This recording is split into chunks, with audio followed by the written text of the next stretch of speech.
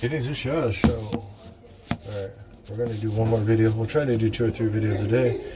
And we'll knock this out in a week. And we'll just try to do a book a week. Why not? And we got some people outside. I don't know what they think. Do they think I'm working? Maybe they think I'm famous. They're like, this guy's in this phone booth making these videos. He must be famous. In my own head. Alright, we're going to do chapter 1. How many pages was that? The last half-hour video. 1, 2, 3, 4, 5. 5. Alright.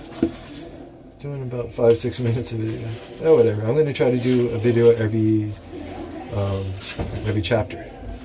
So this chapter is 19 to 32. So that's like 13 pages. So I'm going to have to do 4 minutes a page with this one. A little bit faster. We got this. Ready? Upgrading minimum wage of minimal interest to the Democratic Party. Foremost among those demands is that the Democrats get on the stick about boosting the minimum wage. A telling story will make clear both my advocacy for this long overdue initiative and the sad ripple effect the Democrats' inaction has had. So his average, he makes a big deal about the minimum wage, which is cool and all, but I feel like there's other stuff we could be talking about. But I guess it's your values and justification. He says how many people and how much money and how many bodies we can save, and he compares it to war and this and that. But there's structural reasons why. Anyways, I think they just realized I'm recording. With 2 colleagues, I was meeting with Richard Trumka, head of the AFL-CIO, in his office, which is within sight of the White House. This must have been around 2012, after some years under Obama's presidency. My remarks went something on this order. I know you say great things about raising the minimum wage on your website and in the literature you hand out, but can't you see that's not enough? Why doesn't your federation take major actions on this? You could devote money and put a lot of muscle into this campaign. Of course, this would especially benefit non-union workers, but you claim your organization represents all workers. Moreover, as you know, lifting the minimum wage does help all workers, even those who are not directly affected. So this is Nader putting pressure on the head of AFL-CIO to push union muscle to promote a minimum wage. So I'm with you so far, Nader. Trumka's reply was candid, if devastating. He moved a little in the chair, making a gesture towards the White House. Why should I flail away on this issue before he takes the lead?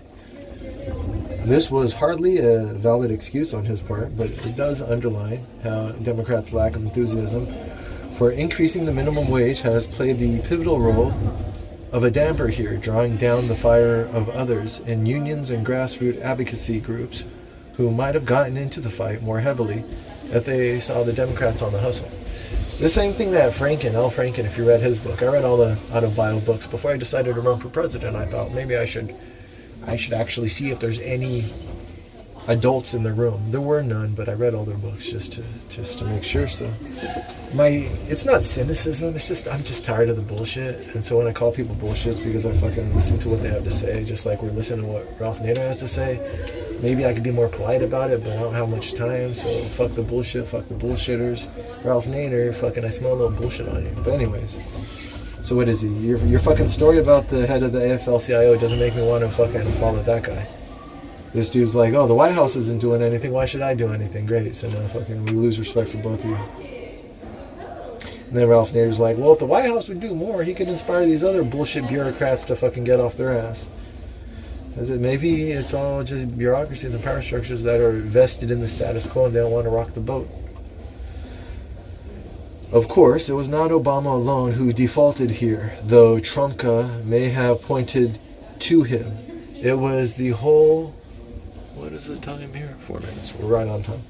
It was the whole Democratic Party that was blameworthy. Riding in on a progressive wave, the Democrats seemed primed to boost the minimum wage. After, I think there's a fucking typo.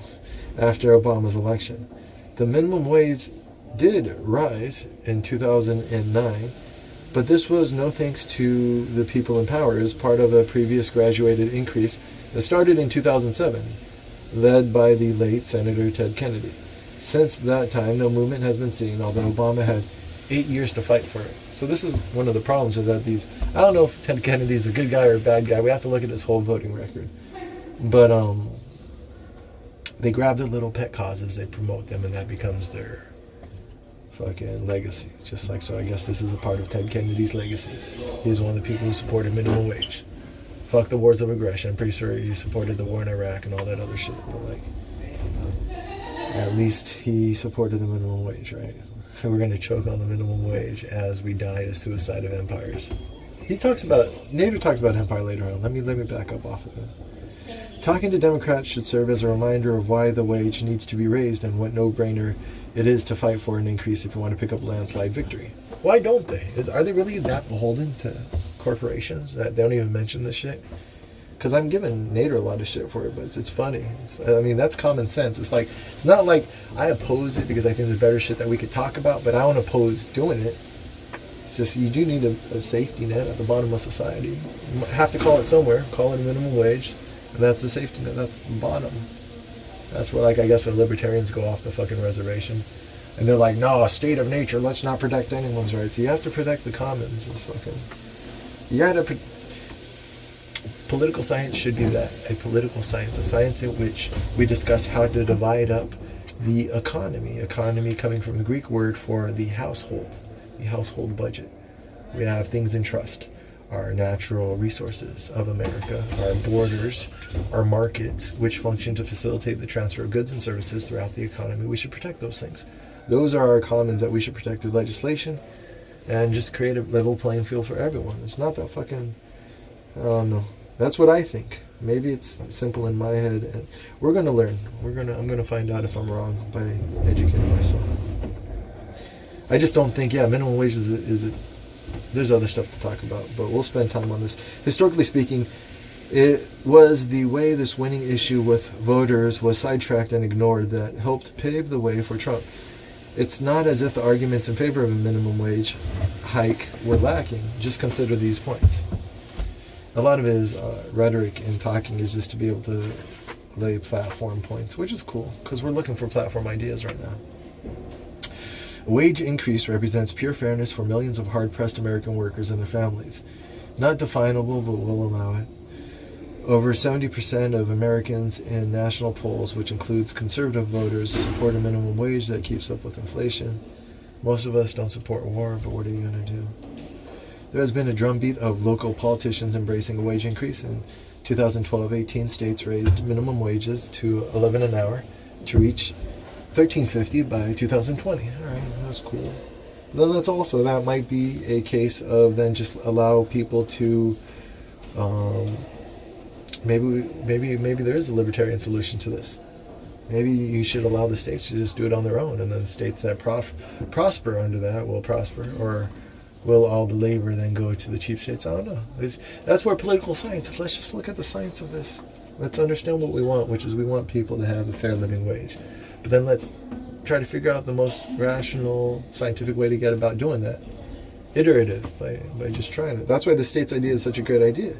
A lot of the times the states are able to iterate all this stuff. And so I would just advocate lowering the authoritarian nature of our current federal government in order for the states to function more as the laboratories of democracy. But so some of this prescriptive top-down approach makes me suspicious of the left. The authoritarian approach to solving society through mandates as opposed to natural experimentation and iteration. Since at least 1968, businesses and their executives have been raising prices and their salaries. Note Walmart CEO makes over $11,000 an hour plus lavish benefits, but they have not increased the wages of their increasingly more productive workers whose federal minimum wage is lower in purchasing power than it was 50 years ago. Maybe that needs to be changed, but maybe you don't understand the levers by which to change that without becoming authoritarian. This one I'm becoming very sensitive when I talk to people on the left. On the right, it's pretty evident, especially the religious, that they have an authoritarian nature. But I'm noticing on the left, where their logic runs out, their requirement for authority starts increasing. I notice this is with like my young college-educated friends, or the ones who are in college. This one girl recently, we dropped acid, we were talking, and like I was talking about the Tao and Zen, a bunch of fucking politics shit. And I noticed just her language was like, should do this, we have to do that. And I was like, where does your coercion come in? That's a lot of like coercive language. It's when you're really sensitive to that stuff, you start to notice where it comes out. That when people don't understand, they have empathy and caring, but they don't understand how you get what they want to flourish. And they start, it's like, it's easier to garden with chemicals and a bunch of fucking chemical bullshit than it is to learn natural rhythms, which are holistic, which could get the same yield and the same effects, but without the chemicals. But it takes wisdom and tradition and things that have iterated over a long period of time. Whereas those shortcut solutions sometimes put a lot of pollution and bullshit and carcinogens into your soil. That is the metaphor I would use for that. So I'm a little bit suspicious. I like the idea of minimum wage. I'm suspicious about how he would go about doing it or other stuff based on the way he constructs his arguments and the logic he relies on. The tens of billions of dollars that an adjusted minimum wage would provide to consumers' buying power would create more sales and more jobs. Aren't economists always saying the most important way out of a recession and the investment stall is to increase consumer spending? This is the second time I've noticed it. I'm sure he's done it before, but I'm just, this slow reading, I'm actually paying attention to it. He's relying on those he vilifies and demonizes in order to prove his point. Aren't economists always saying, and before he said, even ExxonMobil agrees that we should have a carbon market. And so when you get to actual structural systemic change, you question the framers of the narratives and how they're framing it. Should we be measuring the economy through consumer spending and buying power and jobs? Or should we be measuring it in ownership and freedom and liberty? And I mean, and participation. Is that the American Empire proves this. We can have a high lifestyle and have low levels of freedom. That's what we have right now. American lifestyle is great compared to the rest of the world. Our freedom's not so much so. In advanced countries even. Our freedom of our press, our the basic lifestyle, like the infant mortality and what's actually at the bottom, isn't so good compared to advanced nations. But on the global scale, compared to someone born into a shithole in Africa, no offense, but these are the losers of fucking society. These are the people we want to help by dismantling the American empire. We don't want to judge them, but I'm saying that their quality of life is lower because of colony and because of empire. But if we don't bring that into the discussion and you just say they're a shithole, but you don't talk about the historic reasons why they've been disadvantaged, predatory reasons, the scramble for Africa and all that shit, the thing that's still going on now because those empires weren't dismantled, they just got better PR. I mean, World War II was the war over African colonies among colonies in other parts of the world. Off track, Chaz, off track. The most important studies collected by the... Well, we got off because he said, aren't economists always saying? And I was like, economists? Really? You're going to use their logic, Nader? What do you believe in? Most independent, he believes in his Underwood typewriter and his newspaper. He's an actor. This is fucking Tucker Carlson worth his bow tie. Ralph Nader is a political actor. It's political theater. Just to rile you up enough to make you feel like someone's fighting the good fight. Man, I hope there's more logic to this book than that. Most independent studies collected by the Economic Policy Institute show no overall decrease in employment due to a minimum wage increase. Most studies show that job numbers would go up overall. The landmark study rebutting claims of lost jobs was conducted by professors David Card and Alan Kruger in 1994. That's just taking out the argument that if you increase the minimum wage. But I'm just saying, like, allow market forces to work. If this is true and it's really the most efficient solution, why does it have to be mandated top down? Why can't we open up markets and just... But maybe minimum wage is one of those things that has to be enforced because the market won't naturally... But I'd like to look into it a little bit more. And that's what critical thinking is let's just weigh it out. But we've already started to doubt Ralph Nader's ability to be critical thinker without his biases, so we're going to start taking what he says with a grain of salt. That's interesting. We file it away for later. Many organizations with millions of members are on the record as favoring an inflation-adjusted increase in the federal minimum wage. They include the AFL-CIO and member unions. Oh yeah, because they came off great in your last anecdote. The NAACP and La Raza and hundreds of nonprofit social services and religious organizations. They need to move from being on record to being on the ramparts. Oh, okay, because we have to... Literary, right? Tying back into the French Revolution of fucking children who actually are dying for some fucking cause which didn't change anything at all. French Revolution set up Napoleon, who set up his reforms, but mostly through his authoritarian dictatorship. And the reforms still lasted. I mean, Napoleonic law and all this shit. Because he wasn't a part, I guess, of the elite, so he was able to come in with some fresh ideas, but the French Revolution, calling us to be on the ramparts, that wasn't in birth any democracy. They said some nice shit, but the biggest condemnation against the French Revolution and why I'm so critical against the language of that time is because Haiti happened around the French Revolution.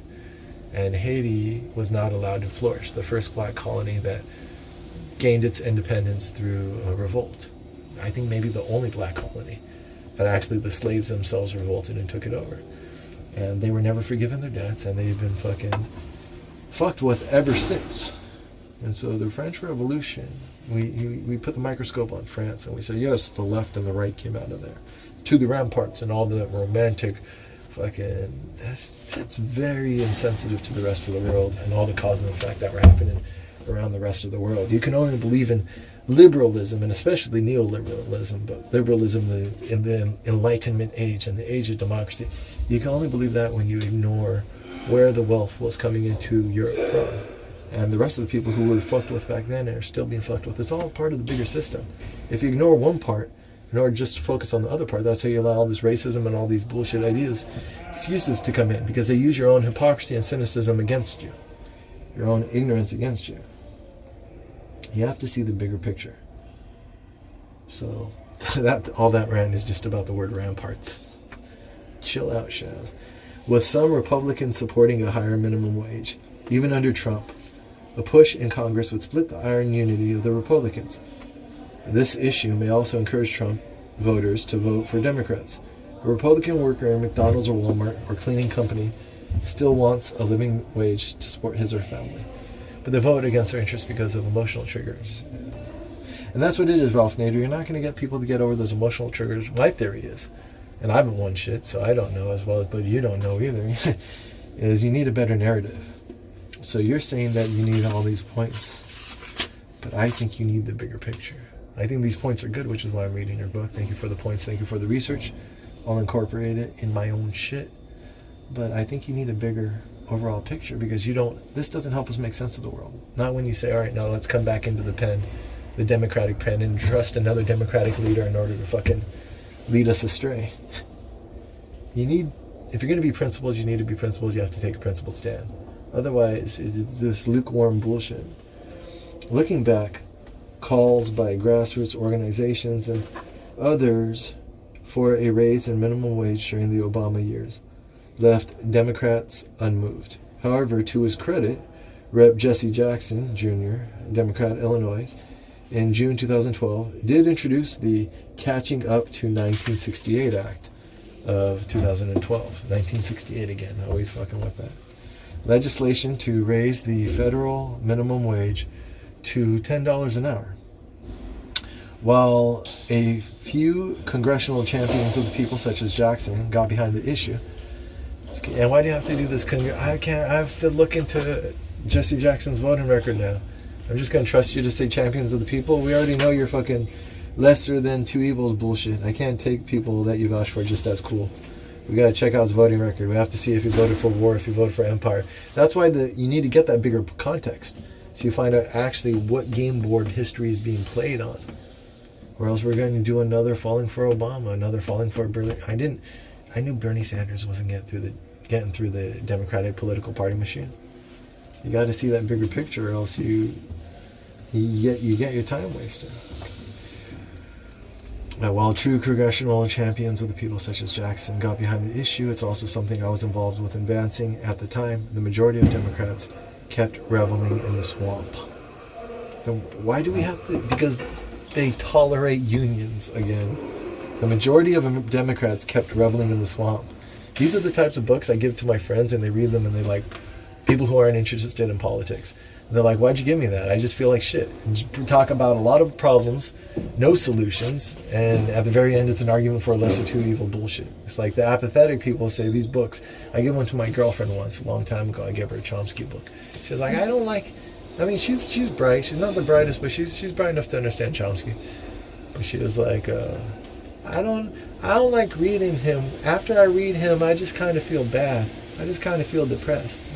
It's like they give you the real history, and then they say, okay, now keep getting fucked. Congratulations. When Jackson introduced the measure, the minimum wage was $7.25, way below the unrealistically low federal poverty definition of $18,123 per year for a family of three.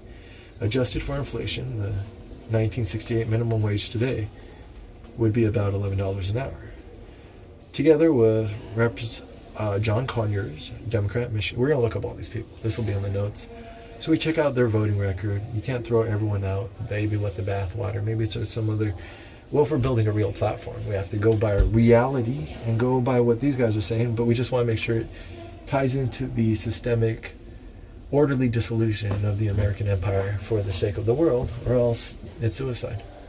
Anything less than that, and we're losing the earth and all its inhabitants within a couple generations, if not the next generation. Just because that's the end game of this empire. We're not going to be able to do the things that we're planning on doing without a response, and the response is going to be fatal to the human race. This is fucking... Just read history, technological capabilities, whether it'll be like AI drones, nuclear war, dirty bombs through guerrilla war, environmental fucking catastrophe through global warming. It's all of these are triggered by empire and imperial lust for power. I don't even know if we have capitalism or whatever. What do we have around the world? Capitalism would be markets. That's not really. Is capitalism protected by imperial might? So it's really empire.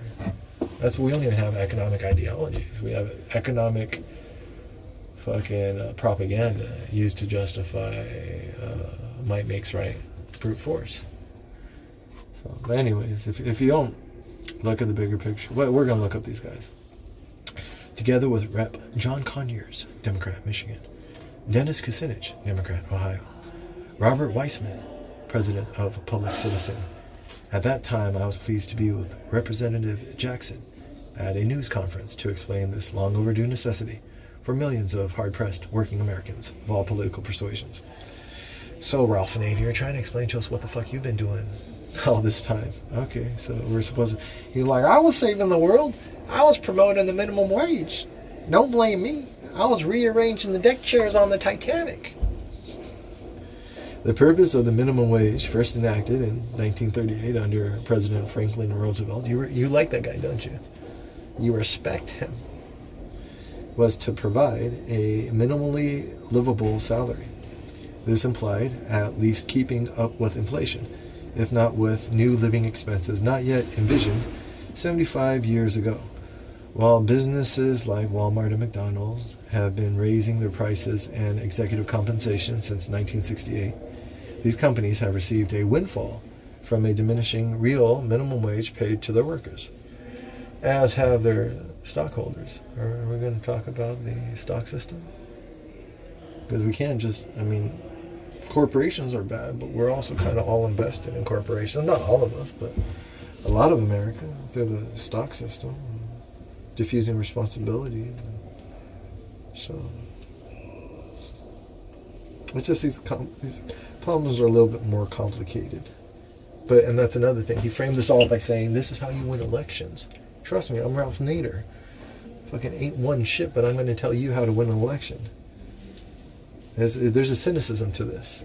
There's idealism wrapped in... This is why I didn't want to write until I really knew what I was going to hinge my arguments on, which sound more and more like they're going to be on authority and anarchism versus totalitarianism and authoritarianism. But it's because I wanted to actually have values, because that's what I'm sensitive to, people who don't have values. Cynicism, I guess.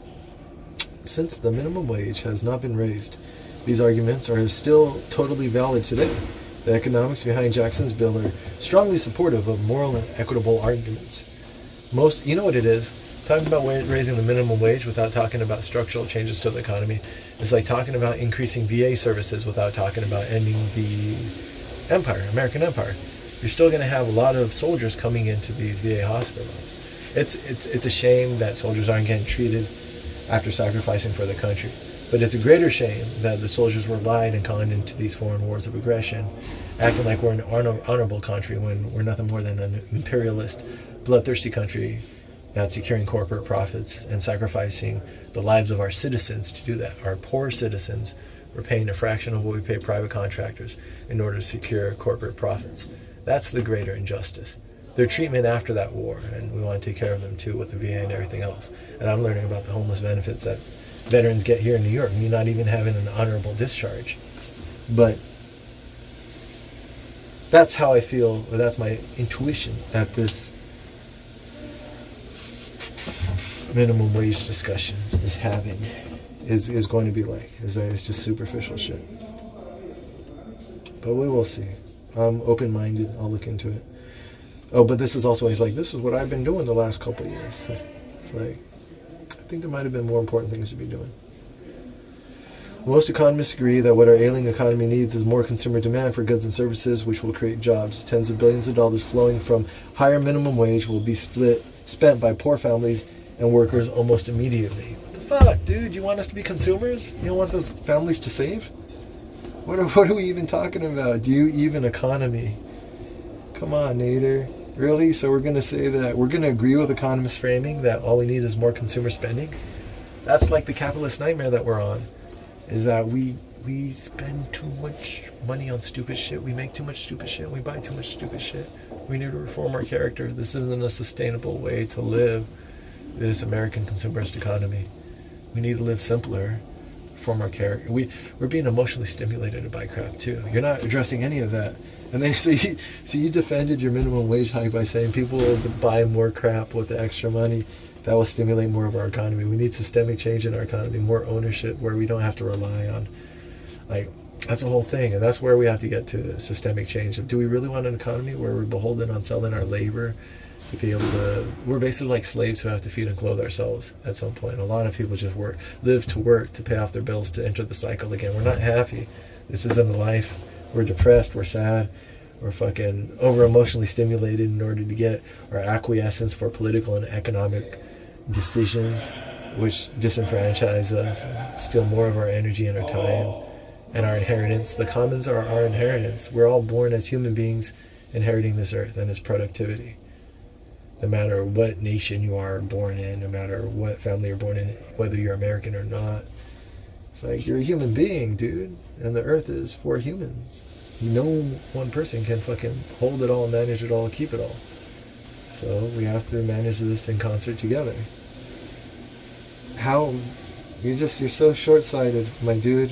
This is why people don't listen to you, because you don't have anything we're saying. But whatever, we're judging too harshly. Let's get on. Blah, blah, blah. Oh yeah, you use the economist to defend your point, and that's what set me off. I'm learning my triggers. It's good. At the time Jackson's bill was introduced, I said, where are the Democrats in Congress to make this a banner objective for the election year 2012? Their adversaries, Speaker John Boehner, a Republican, Ohio, and Senator Mitch McConnell, a Republican, Kentucky, would not be able to hold 100% of their Republicans on this popular issue. That means the bill's backers could override these two rigid ideologues, so-called public servants, who make over $100 per hour off the taxpayers, plus generous pensions, health insurance, life insurance, and other benefits. Come on, Ralph Nader. I made some money. I made more than 150 when my best weeks in real estate. I would write down, how many hours did I work? Did I work like 80 hours? Did I really just wake up, work, go to sleep? And then you write down your commissions. You're like, even if I was working as much as I possibly could on these deals. And I made I tapped out like 150, 170 an hour on my streaks. And then there's some streaks that you're fucking making dog shit. You work for free a lot. But when it's good, I've learned to that's why I do that when you make a lot of money. Because you're like, I'm at a really good average right now compared to work put in and commissions taken out. So sometimes you walk away from the table saying, I'll just pick it up next month, the next cycle. Let me just cut this now, because no matter how good I am for the rest of the month, it's going to be diminishing returns. And if you hit your bills, and if you did that at a really efficient rate, take the money and walk away. Fucking, you're only going to put more money, more labor for less work. I bring that up because those experiences make this whole $100 an hour fucking rich shaming, it's not effective towards successful people. Our values are different. I don't like authority. I don't like fucking authoritarianism. We want freedom, and we want an equitable society with people to have a decent safety net. We don't want to cap how much the ambitious among us can make. I mean, should our government workers be making that much? I don't know. That's another discussion though. But just by throwing it out there, it's like, oh, guess what? They make $100 an hour. It's not that much money in the greater scheme of things, Nader. But the bill, I wonder, hasn't Ralph Nader ever really worked in a competitive field where his earnings were based off of his efficiency? But the bill was defeated, another nail in the Democrats' platform.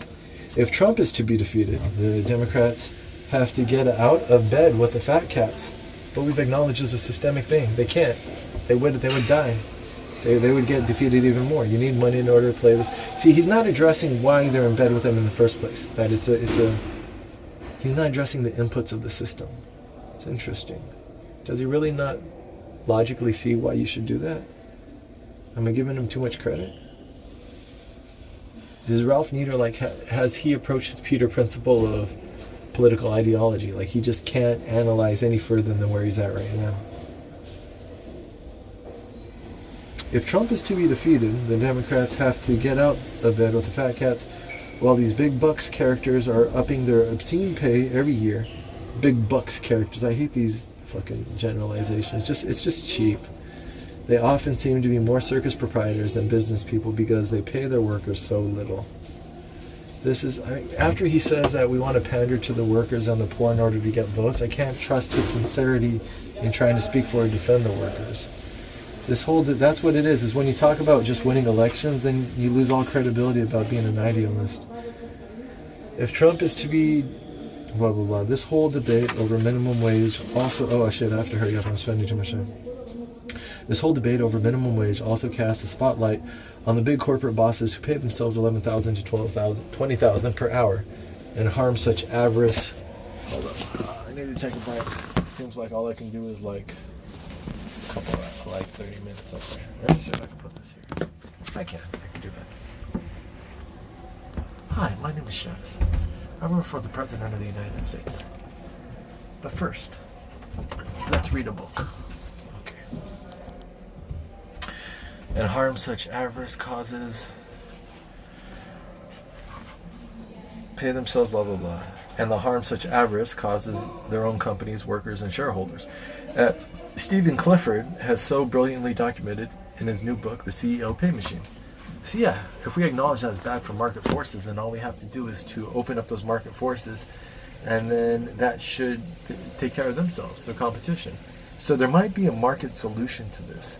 Maybe if we got more information about corporate practices and we informed consumers, might be able to affect this through market dynamics, where we just decide to start boycotting companies that aren't paying their employees living wages.